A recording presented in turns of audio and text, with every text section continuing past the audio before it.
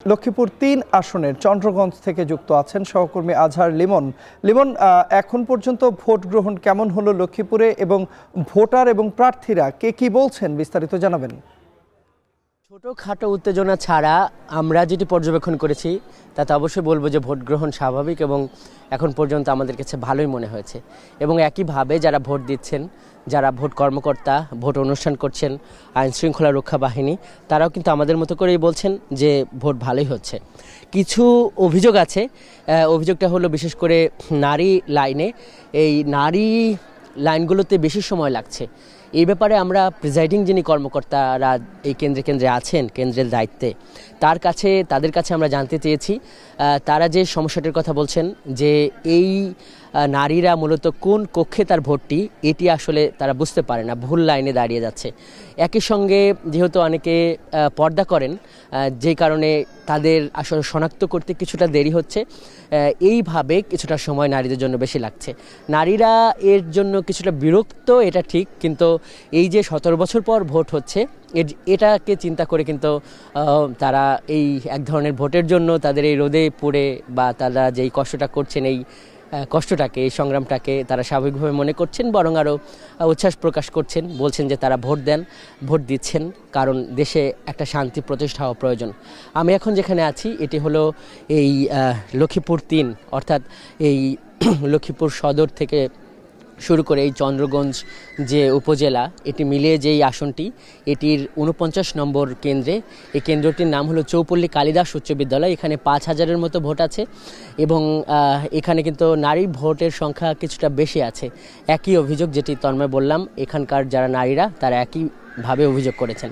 এখানে আমরা একটুখানি একটা অসঙ্গতি দেখেছি বলা যায়। সেটি হলো যে এইখানে আসলে 2টি ভোট কক্ষ একটা রুমে হচ্ছে।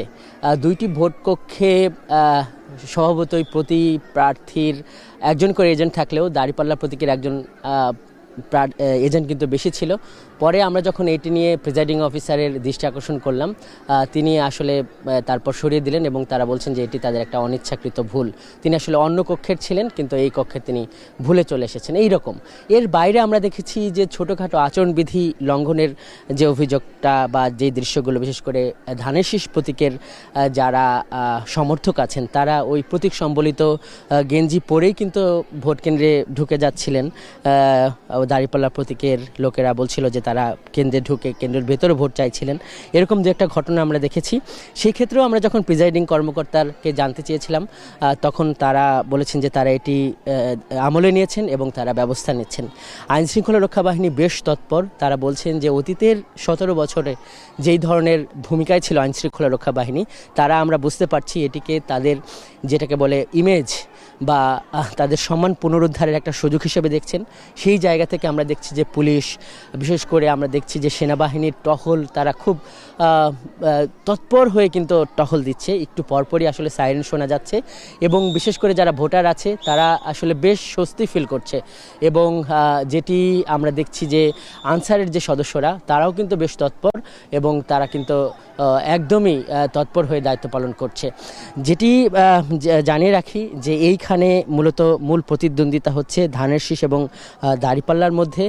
ধানের শীষের প্রতীক এখানে শহীদুদ্দিন চৌধুরী আনি, উনি সকালেই ভোট দিয়েছেন ওনার যে ভোট কেন্দ্রে, এবং একই সঙ্গে এই দাঁড়িপাল্লার যে প্রার্থী ডক্টর রেজাউল করিম, এই দুইজনের সঙ্গে আমি কথা বলেছি। তারা দুইজনই কিন্তু একই সুরে বলেছেন যে পরিবেশ সুষ্ঠু আছে। ছোটোখাটো অভিযোগ তারা দিয়েছেন, কিন্তু তারা সামগ্রিকভাবে বলেছেন ভোট সুষ্ঠু আছে এবং শেষ পর্যন্ত এই যে 4:30 পর্যন্ত ভোট গ্রহণ যে হবে, শেষ পর্যন্ত তারা আশা করছেন, তারা বিশ্বাস করছেন যে এই ভোট গ্রহণটা ভালো হবে।